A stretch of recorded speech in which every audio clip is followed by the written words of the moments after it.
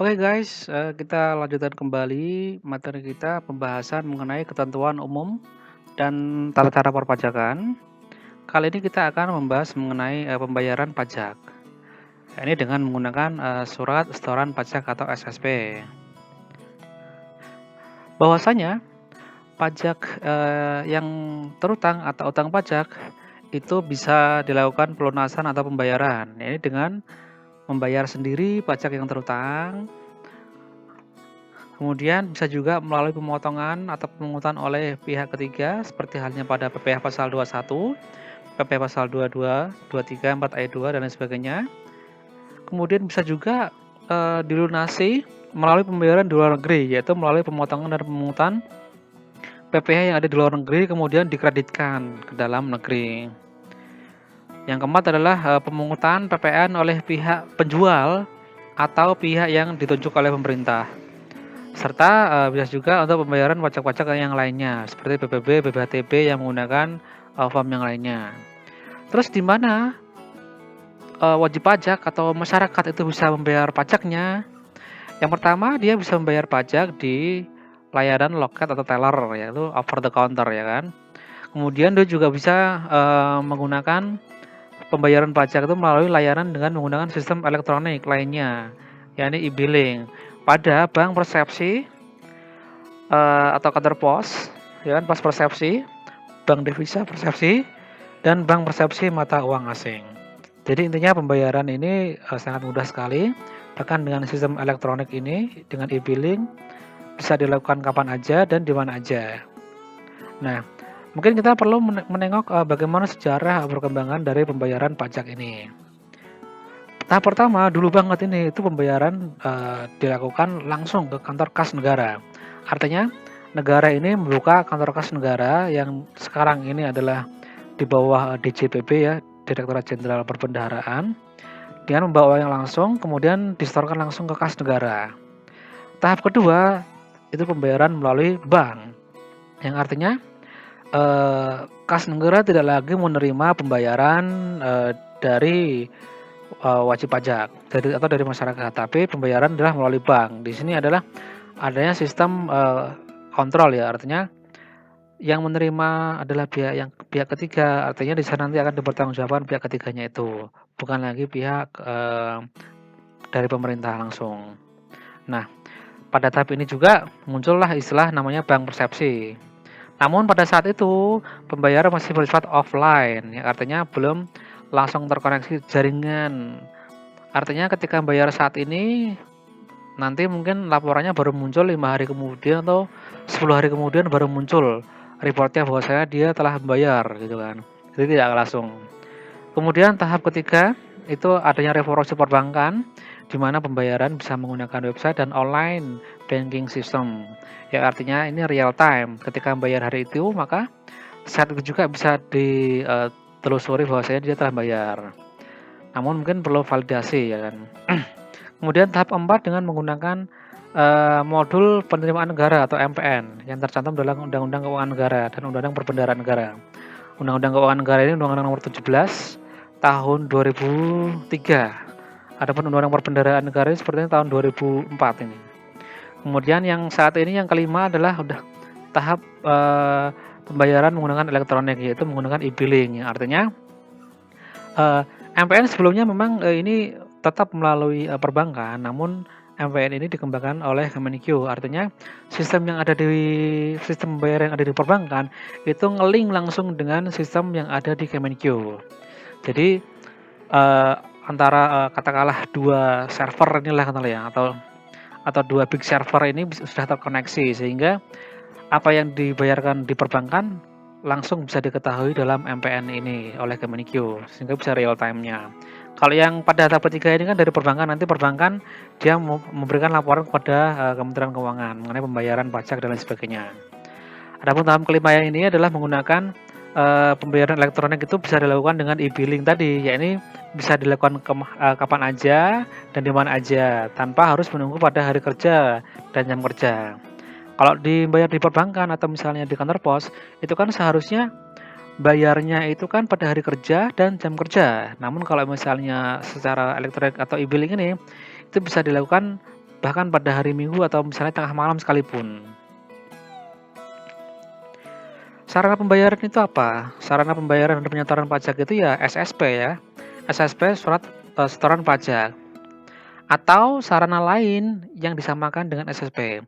Artinya tidak harus SSP terus, tapi juga dengan sarana lain. Seperti bukti penerimaan negara atas pembayaran dan penyetoran pajak melalui sistem pembayaran pajak secara elektronik. Atau yang datang langsung ke bank persepsi. Artinya dia ada bukti penerimaan negaranya. Bentuknya tidak sama dengan SSP. Kemudian SSPCP, surat setoran pabean cukai dan pajak atas impor, yakni atas pembayaran dan penyetoran PPh, 22 impor, PPN impor dan PPN impor, serta PPN hasil tembakau buatan dalam negeri. SSCP ini digunakan oleh Ditjen Bea Cukai ya. Kurang lebih bentuknya seperti hal yang tertera di sebelah kanan ini. Kemudian bukti PBK, bukti pemindah bukuan, ya kan, atas pembayaran dan penyetoran pajak melalui pemindah bukuan atau bukti penerimaan pajak lainnya. PBK ini misalnya wajib pajak memiliki kelebihan pembayaran pada suatu masa. Kemudian karena ada kelebihan di sana maka dibayarkan pada masa atau jenis pajak yang lainnya. Pembayaran ini karena melalui ada kelebihan pembayaran adalah melalui pemindah bukuan namanya. Jadi antar satu akun ke akun yang lainnya tinggal dipindah bukuan saja. Dan PBK ini disamakan dengan SSP atau surat setoran pajak. Ini adalah bentuk dari surat setoran pajak ya. Yang terdiri kalau misalnya kita baca di sini adalah NPWP ya kan, NPWP 15 digit. Kemudian nama wajib pajak, alamat. NOP ini adalah untuk PBB yang masih lama ya, saat ini mungkin agak beda. Tapi kalau misalnya NOP untuk sektor P2 tempat tinggalnya diisikan juga boleh. Terus ada kode akun pajak dan juga kode jenis setoran, serta uraian pembayaran itu apa. Masa pajak ini dari Januari sampai dengan Desember, tahun pajaknya juga bisa diisi. Kemudian nomor ketetapan kalau misalnya itu berupa SKP atau STP maka diisi nomor ketetapannya berapa. Serta jumlah pembayaran terbilangnya, tanda tangan, dan kalau misalnya dari badan ya di tanda tangan direktur dan stempelnya. Terus SSP ini sebenarnya adalah bukti pembayaran atau penyetoran pajak yang telah dilakukan dengan menggunakan formulir atau telah dilakukan dengan cara lain ke kas negara melalui tempat pembayaran yang ditunjuk oleh Menteri Keuangan. Nah, tempat yang ditunjuk tadi kan bisa bank persepsi, kantor pos, ataupun secara online tadi. Kemudian SSP ini adalah berfungsi sebagai bukti pembayaran pajak apabila telah disahkan oleh pejabat kantor penerima pembayar. Ini divalidasi ya, mendapatkan validasi ya dengan ketentuan berdasarkan KMK ya, PMK ini ya, peraturan Menteri Keuangan ini. Nah, biasanya kalau misalnya divalidasi itu namanya NTPPN ya, nomor validasinya itu, dan itu ngeling langsung tadi ke MPN tadi. Batas waktu penyetoran pajak itu secara umum adalah untuk pemotongan dan pemungutan PPh itu adalah maksimal tanggal 10 bulan berikutnya. Misalnya untuk PPh pasal 21 ya, pada bulan Januari, maka pada tanggal 10 bulan Februari dia paling lambat disetorkan. Kemudian untuk PPh yang disetor sendiri, misalnya PPh pasal 25 misalnya, maka paling lambat tanggal 15 bulan berikutnya. Untuk SPT masa PPN dan SPT tahunan adalah paling lambat sebelum SPT disampaikan. Yang artinya ketika dia mau menyampaikan SPT dan ada kurang bayar, maka dia harus bayar dulu baru bisa melaporkan. Tidak bisa dia melaporkan dulu tapi SSP-nya tidak ada atau bukti pembayarannya itu tidak ada, maka tidak bisa. Nah, berikut adalah detail mengenai batas waktu penyetoran dan pembayaran pajak. Ini detailnya sangat banyak sekali, bisa dilihat dengan baik ya. Ini ada 20 poin dari 4 ayat 2, 15 dan lain sebagainya, ada banyak sekali. Dan pada dasarnya itu adalah sebagaimana yang tadi disebutkan. Kurang lebihnya dalam kategori 4 itu ya kan.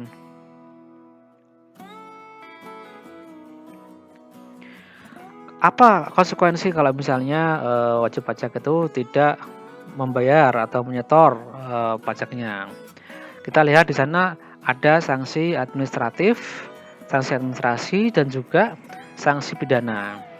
Terkait dengan, pembayaran massa, misalnya di PPh pasal 21, PPh pasal 22 dan, PPN dan sebagainya, itu bisa dikenai sanksi berupa bunga sebesar 2% per bulan, yang dihitung dari tanggal jatuh tempo pembayaran sampai dengan tanggal pembayaran. Ini kalau misalnya dia terlambat bayar ya. Kemudian untuk tahunan juga sama ini, untuk SPT tahunan ya, dia juga bisa dikenai sanksi 2% per bulan, dihitung dari berakhirnya batas waktu penyampaian surat pemberitahuan. Ini kalau misalnya dia terlambat bayar, ya kan, maka dia bisa dikenakan sanksi sebesar 2% per bulan. Itu juga termasuk juga dalam, hal bunga penagihan ya, yang mungkin nanti kita akan membahas di chapter yang lainnya mengenai penagihan.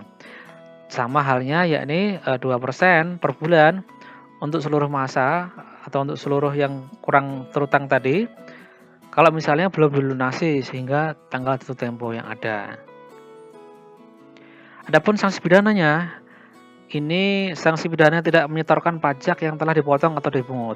Misalnya BP telah memotong atau telah memungut misalnya PPN, tapi dia tidak menyetorkannya.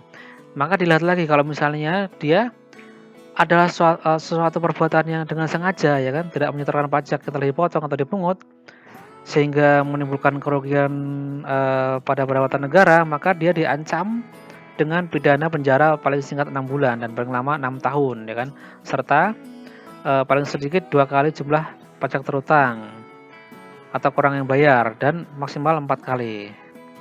Nah, demikian hal yang bisa saya jelaskan mengenai, penyetoran dan pembayaran. Pada dasarnya, saat ini ya yang paling sering digunakan atau yang dikedepankan adalah dengan e-billing ya, dari Ditjen Pajak itu sendiri, lebih mempromot e-billing karena e-billing itu lebih praktis, kemudian lebih real time dan, tidak ribet ya kan, sehingga tinggal tinggal, memasukkan atau misalnya e-billing-nya berapa dan bisa dibayarkan lewat ATM, bisa dibayarkan lewat, internet banking ya, dan lain sebagainya. Oke, terima kasih guys. Thank you for watching, thank you for listening. Don't forget to subscribe, share, like, and comment to improve this channel, Senpai Channel. Arigatou gozaimashita.